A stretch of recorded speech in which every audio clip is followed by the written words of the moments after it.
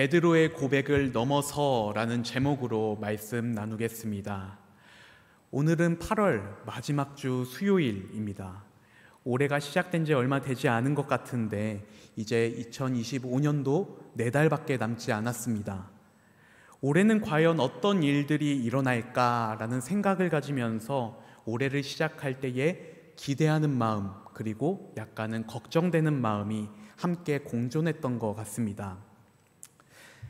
아실 분들은 아시겠지만 저는 작년까지는 이제 대학원에서 구약을 공부를 했습니다.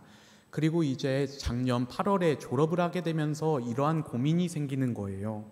어떻게 하면 내가 공부한 성경 그 성서를 유아부터 장년까지 효과적으로 가르치고 교육할 수 있을까?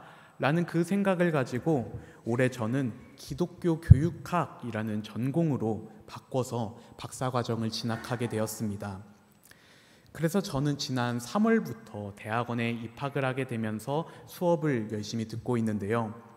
여러분, 학기 첫 수업을 시작하게 되면 제일 먼저 무엇을 하시는지 아실까요? 바로 자기소개입니다. 문제는요, 한 수업만 자기소개를 하는 게 아니라요, 제가 듣는 모든 수업마다 모두 자기소개를 해야 했습니다. 각 수업마다 전공 모임마다 자기소개를 하다 보니까요, 제가 세어보니까 일주일에 7번을 자기소개를 하더라고요. 수업을 듣는 학생들은 다 거기서 거기였습니다. 그러다 보니까 자기소개를 하면 전에 있었던 수업에서도 만났었던 학생들도 있고, 그러다 보니 자기소개를 계속 수정해서 사람들 앞에 발표하게 되더라고요. 그런데 여러분, 자기소개하는 거 쉬울까요? 네, 정말 쉽지 않더라고요. 내가 무엇을 좋아하는지, 내가 관심 있는 분야는 어떤 것인지, 지금 나의 상황은 어떻고 지금 내 기분은 어떠한지, 그 7번의 자기소개문을 준비할 때마다 머리가 지끈거렸습니다. 그리고 느낀 점이 있습니다. 자기소개를 하기 위해서는 무엇보다 나에 대해서 스스로 제대로 알아야 하는구나 라는 생각이 들더라고요. 그런데 여러분, 이것이 자기소개할 때만 해당이 되는 이야기일까요? 우리가 살아가다 보면 무언가를 소개하는 경우들이 많이 있죠. 대표적인 예시가 있는데요. 바로 가게 앞이나 길거리에 붙어있는 포스터를 보면 알 수가 있습니다. 여러분, 만일 여러분들이 이제 포스터를 만들어서 무언가를 소개해야 될 때 어떻게 만드실 것 같으신가요? 그냥 내가 소개할 그 제품이나 무언가의 모든 정보들을 다 적어두면 될까요? 그렇게 만들게 되면 그것은 포스터가 아니라 제품 설명서가 되는 것입니다. 그래서 우리는 포스터를 만들거나 무언가를 소개할 때 제일 먼저는 꼭 핵심적인 내용만 기억을 하고 기록을 하는 경우가 있습니다. 한번 예를 들어 볼까요? 여러분, 혹시 이 포스터 보신 적 있으신가요? 한번 사진 한번 보여주실까요? 이 포스터는 과연 어떤 내용을 담고 있을까요? 포스터를 주의 깊게 살펴보시면 알 수 있습니다. 바로 시각장애인이 걸어갈 때에 그 길을 안내해주는 유도블럭을 밟지 말라라는 메시지가 담겨져 있죠.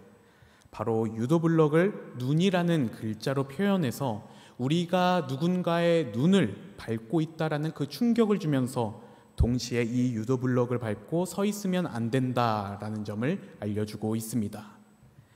여러분, 이 포스터 누가 만들었을까요?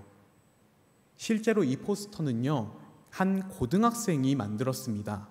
그래서 그 학생은 이 포스터를 광고대회에 출품시켜서 2020년도 공익광고 대상을 수여받게 되었습니다. 당시 심사위원들은 이 포스터를 보고 이 점을 가장 높게 평가했다고 합니다. 바로 시각장애인의 입장에서 무엇이 필요한지 잘 이해했고 이것을 사람들에게 아주 잘 전달했다라는 점을 높게 평가했습니다. 그래서 요즘은 이렇게 광고의 메시지를 만드는 일이 직업이 되었습니다. 바로 요즘은 카피라이터라는 직업으로 불리고 있는데요. 요즘 많은 기업들에서는 무언가를 광고하기 위해 이 카피라이터들을 많이 채용하기도 합니다.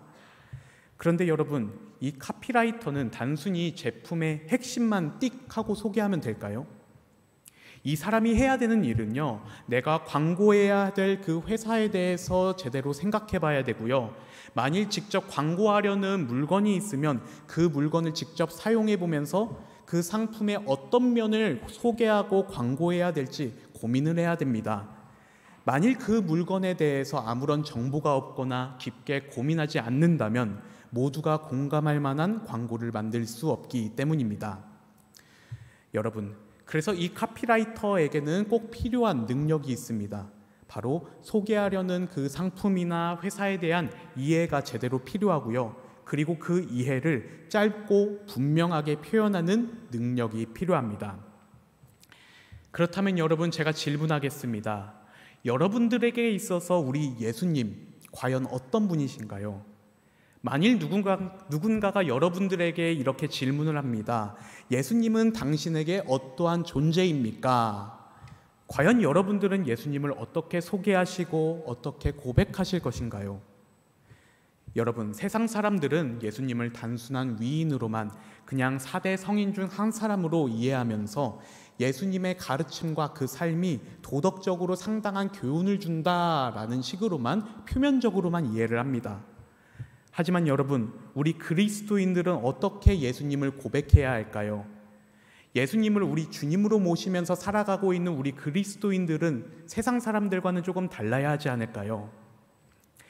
여러분, 이 질문을 통해서 우리가 짚고 넘어가야 될 점이 있습니다. 바로 우리가 예수님에 대해서 소개하고 고백하기 위해서는 과연 내가 예수님을 제대로 만났는지, 예수님과 함께하고 있는지, 그리고 성경 속에 나타나고 있는 그 예수님의 모습과 그 말씀이 오늘날 나에게 어떠한 메시지를 주고 있는지, 이렇게 우리가 과연 예수님을 제대로 이해하고 예수님과 동행하고 있는지 함께 점검해 볼 필요성이 있습니다. 오늘 우리는 마태복음 말씀을 함께 읽어보았습니다. 이 마태복음 말씀을 보게 되면요, 다른 복음서들과는 다른 특징이 있습니다. 바로 주로 예수님께서 가르치시는 그 사역에 대해서 집중해서 기록이 되어져 있습니다. 그래서 많은 학자들은 이 마태복음을 교사의 복음서라고 부르기도 합니다. 바로 마태복음을 보게 되면요, 예수님의 가르침을 중심으로 기록이 되어져 있기 때문에 누군가에게 신앙교육을 하기에 아주 적합했기 때문입니다. 그래서 실제로 초대교회에서는 이 사복음서 중에서 마태복음을 신앙교육할 때 가장 널리 사용했었던 것으로 추정하고 있습니다. 특별히 오늘 우리가 읽은 마태복음 16장 말씀에서는 예수님의 그 가르침 사역에 대한 사람들의 반응이 나타나고 있습니다. 특별히 오늘 본문 말씀에서는 예수님께서는 그 제자들과 함께 빌립보 가이사랴 지방에 가셨을 때를 배경으로 두고 있습니다. 그리고 예수님께서는 제자들에게 이렇게 질문하셨습니다. 마태복음 16장 13절 하반절 말씀입니다. 사람들이 인자를 누구라 하느냐? 여러분, 제가 질문하겠습니다. 예수님께서는 이 질문을 굳이 빌립보 가이사랴 지방에서 왜 하셨을까요? 당시 성전이 있었던 예루살렘도 있었을 것이고요, 예수님의 고향이었었던 나사렛도 있었고 다른 지역에서도 이 질문을 던지셨을 수도 있었을 텐데 왜 예수님께서는 굳이 빌립보 가이사랴 지방에서 그 질문을 제자들에게 던지셨을까요? 당시 이 지역은요, 이교도를 섬기는 지역이었습니다. 그래서 그 인근에는 헬라의 판이라는 신을 섬기는 석굴도 있었다고 합니다. 그렇기 때문에 당시 로마의 헤롯 왕은요, 그곳에서 로마의 황제 가이사를 숭배하기 위한 신전을 봉헌했습니다. 즉, 이 빌립보 가이사랴 이 지방은요, 당시 사람들이 하나님의 계시, 하나님의 임재하심이 있을 거라고 기대하기 어려운 장소로 볼 수 있습니다. 그런데 이 장소에서 예수님께서는 질문을 하십니다. 사람들이 나 인자를 누구라 하느냐? 이 말인즉슨 하나님의 임재하심이 없고 하나님을 알지 못하는 이곳에서 나 예수는 어떠한 존재인지 제자들에게 물어본 것이었습니다. 그리고 이에 대한 답변으로 이제 제자들은 예수님께 이렇게 답변을 하죠. 마태복음 16장 14절 말씀입니다. 이르되 더러는 세례 요한, 더러는 엘리야, 어떤 이는 예레미야나 선지자 중에 하나라 하시니라. 여러분, 사람들은 예수님께서 놀라운 기적을 보이시거나 하나님의 말씀을 전하시는 그 모습을 보시고 예수님이 단순히 특별한 분이라고만 생각을 했습니다. 그래서 예수님의 정체에 대한 모든 내용들을 종합해 보면요, 이 선지자, 예언자 중에 한 사람으로만 예수님을 보고 있습니다. 어떤 이들은 세례 요한, 어떤 이들은 엘리야나 예레미야 같은 그 당시에 그들의 역사 속에서 존경을 받는 그 인물들로 생각을 했습니다. 그래서 마태복음 16장 15절 말씀을 보게 되면 예수님께서는 제자들에게 똑같은 질문을 다시 던지십니다. 하지만 대상을 바꿔서 다시 질문하시죠. 그래, 세상 사람들은 나를 단순히 세례 요한, 엘리야, 예레미야 같은 선지자로 여기는데 그렇다면 너희들에게 있어서 나는 어떠한 존재냐? 이렇게 예수님께서 질문하셨을 때 베드로가 이렇게 고백을 합니다. 우리가 잘 아는 구절이죠. 마태복음 16장 16절의 말씀입니다. 이 말씀을 다 같이 한 목소리로 봉독하도록 하겠습니다. 함께 읽겠습니다. 시몬 베드로가 대답하여 이르되 주는 그리스도시요 살아계신 하나님의 아들이시니이다. 아멘. 여러분, 이 구절을 묵상하게 되다 보면요, 베드로의 믿음이 정말로 높게 평가가 되기도 하죠.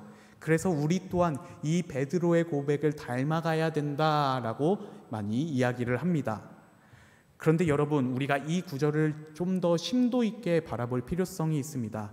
이러한 해석이 틀리다라는 것은 아니라 또 다른 각도로 이 말씀을 바라볼 필요성이 있는데요.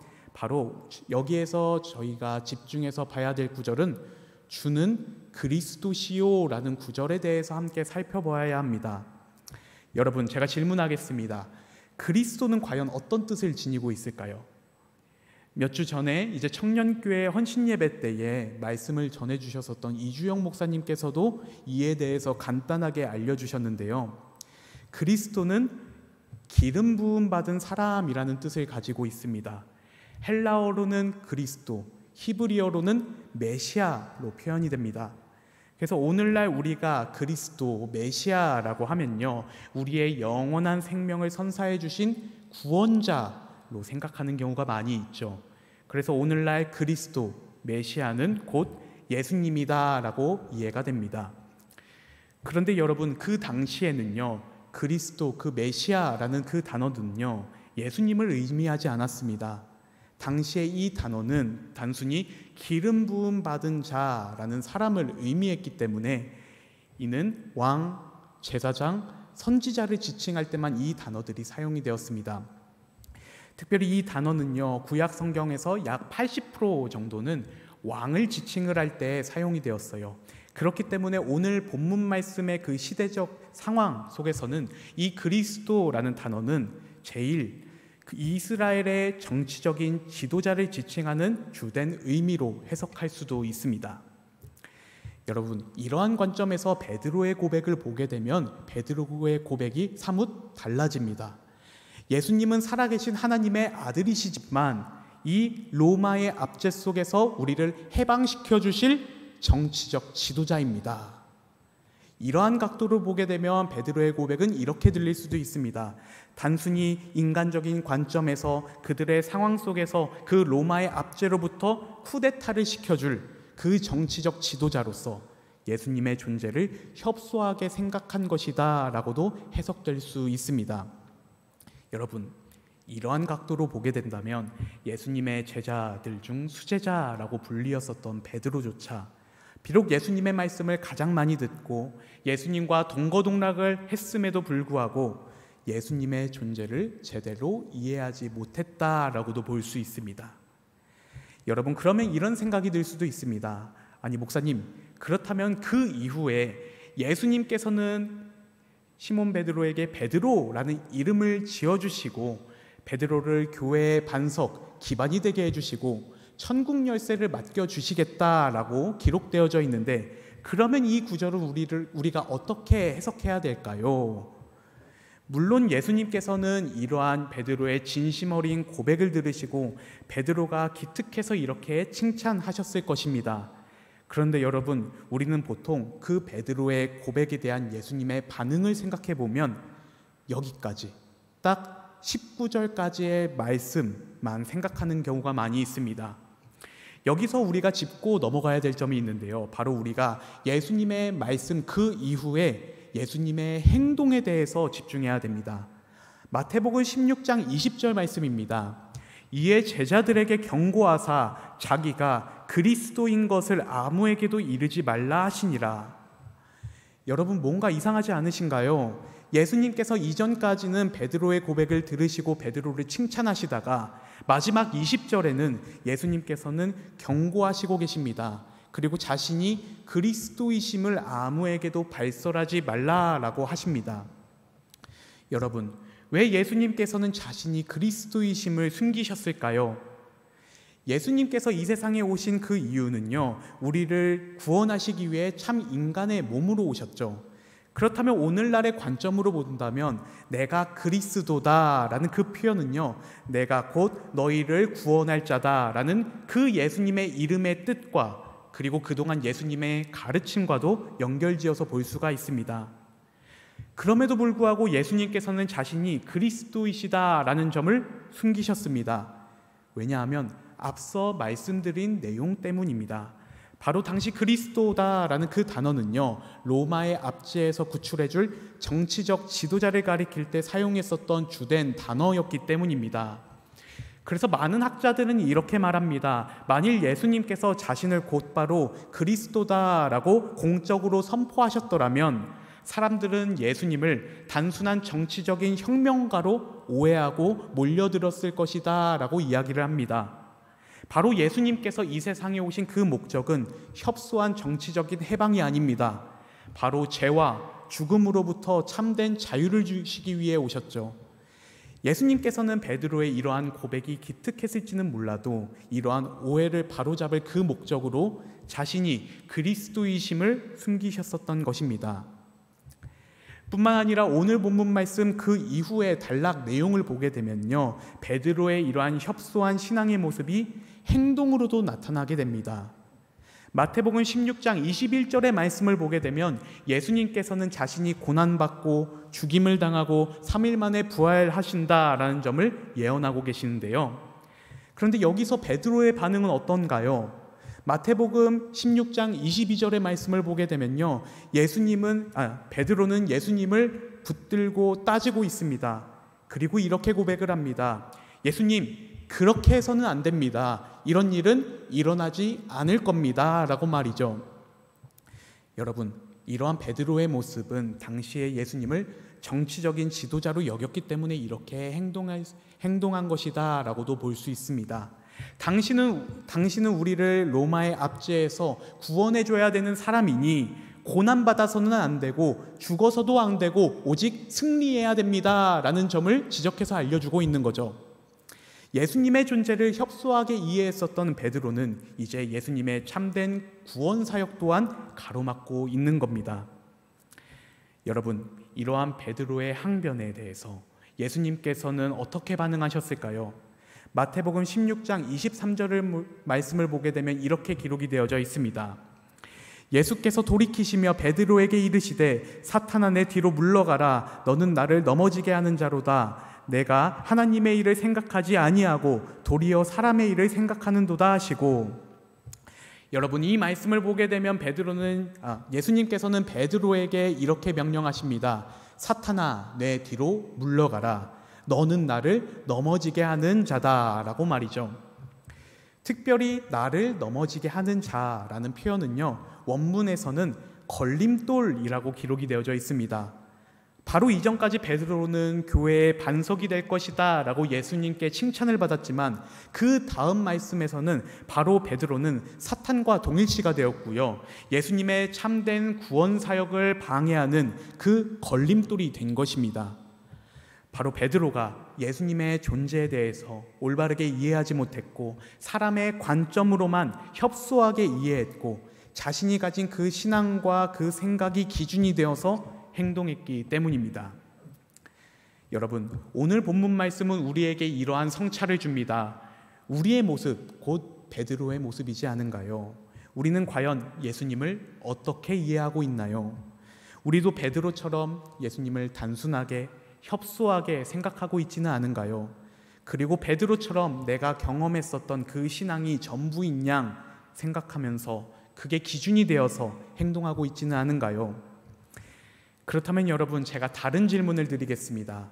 과연 이러한 베드로의 모습이 잘못된 것일까요? 어떻게 보면 베드로만의 잘못이다라고 말할 수는 없습니다. 왜냐하면 우리 사람은 완전하지 못한 존재이기 때문입니다. 완전하신 하나님께서 참 인간으로 성육신하셔서 오신 그 예수님을 그 어느 누구가 완벽하게 이해할 수 있을까요? 여러분, 이렇게 우리 사람의 관점에서는 예수님을 완벽하게 이해할 수 없습니다. 예수님을 완전히 이해한다라고 하면 그 또한 교만이죠. 우리 사람은 예수님을 완전히 이해할 수 없고 협소하게 이해할 수밖에 없습니다. 그런데 여러분, 우리가 이럴 때는 있습니다. 한번 우리 각자의 신앙생활을 뒤돌아볼까요? 우리는 때로 이렇게 고백하죠. 내가 경험한 하나님이 진짜고 나는 이 말씀에 은혜 받았으니까 내가 경험했었던 하나님이 진짜지 라는 생각을 많이 하면서 지내기도 합니다. 이렇게 예수님을 향했었던 그 협소한 신앙을 기준으로 삼았던 그 베드로가 예수님의 구원 사역을 들었을 때 예수님께 따지면서 행동했었던 것처럼 우리 또한 협소하게 경험하고 은혜 받은 그 경험이 그게 전부인 것처럼 생각해서 행동하는 경우는 없지 않은가요? 그리고 때로는 그것을 넘어서서 우리가 가진 그 신앙에서 큰 변화 없이 나는 목사고 나는 직분자고 그래서 나는 더 이상 내 신앙을 잘 유지만 하면 돼 라는 생각을 가지면서 때로는 주님을 이해하지 않으려고 하고요. 더 이상 주님을 경험하지 않으려고 하고요. 그렇게 우리가 가진 그 신앙에 안주하고 생활하고 있지는 않으신가요? 마치 우물 안의 개구리처럼 우리의 협소한 그 신앙이 기준되어서 살아가면서 우리의 신앙의 성장이 그치고 있지는 않으신가요? 사랑하는 성도 여러분, 우리가 이제는 그러한 신앙을 넘어서기를 원합니다. 그렇다면 여러분, 어떻게 이러한 신앙의 모습을 넘어설 수가 있을까요? 바로 우리가 지금 우리가 가진 그 신앙에 안주하지 말아야 됩니다. 날마다 주님을 알아가는 데에 힘써야 되고요. 그렇게 날마다 주님의 은혜를 사모하면서 날마다 주님과 가까운, 더욱더 주님을 가까이 하는 삶을 살아가야 합니다. 여러분, 오늘 본문 말씀에서 베드로는요, 예수님의 존재를 협소하게 이해했습니다. 그래서 자신이 가진 그 협소한 신앙이 기준이 되어서 예수님의 구원 사역을 막으려고 했습니다. 하지만 여러분, 베드로의 신앙은 거기서 멈췄을까요? 만일 누군가가 저에게 예수님께서 베드로에게 말씀하셨었던 것처럼 저한테 너는 사탄이야, 너는 걸림돌이야 라고 이야기하면요, 저 같은 경우는 그 사람과 더 이상 이야기도 하고 싶지 않을 것 같고요, 그 사람을 만나고 싶지도 않을 것 같아요. 그런데 여러분, 베드로는 과연 어떻게 했을까요? 그럼에도 불구하고 베드로는 예수님을 떠나지 않았습니다. 예수님의 말씀을 사모했습니다. 그렇게 예수님의 고난과 부활, 승천을 직접 목격하면서 주님을 가까이 했습니다. 그러니 어떻게 되었을까요? 우리가 잘 아는 것처럼 베드로는요, 예수님의 참된 그 구원 사역을 제대로 경험하게 되었고요. 그렇게 베드로는 자신의 그 협소했었던 신앙을 넘어서서 이전보다 더욱 성장한 신앙을 갖게 되었습니다. 이후 베드로는 예수님의 마지막 지상 명령대로 복음을 전하는 그 사명을 감당하면서 오늘 본문 말씀에서 기록된 그 예수님의 말씀처럼 초대교회의 큰 반석, 큰 기반이 되었습니다. 이렇게 협소했었던 그 베드로의 고백은 예수님을 더욱더 가까이 하면서 이전보다 더욱 성장한 신앙의 모습으로 가지게 되었습니다. 여러분, 이제는 우리가 베드로의 고백을 넘어서기를 원합니다. 베드로처럼 자신의 고백을 넘어서 신학을 갖기를 원합니다. 그렇게 우리가 지금 우리의 신앙에 안주하지 않고 주님의 은혜와 그 주님의 말씀을 사모하면서 더욱 주님을 가까이 하는 삶을 살아가길 주님의 이름으로 소망합니다. 그래서 오늘 이 말씀 우리 마음 가운데 깊이 새기시면서 이제는 우리가 그 베드로의 고백을 넘어서서 더욱 주님을 알아가고 이해하는 데 전심을 다하고 날마다 주님을 가까이 하는 삶을 살아가는 저와 우리 성도 여러분들이 되시길 주님의 이름으로 축원합니다. 사랑이 많으신 하나님 아버지, 이제는 우리가 그 베드로의 신앙을 넘어서기를 원합니다. 하나님, 지금 우리의 신앙의 모습은 어떻습니까? 단지 우리의 신앙에 만족하고 안주하고 살아가고 있습니까? 그렇게 협소한 우리의 신앙이 전부인 양처럼 살아가고 있습니까?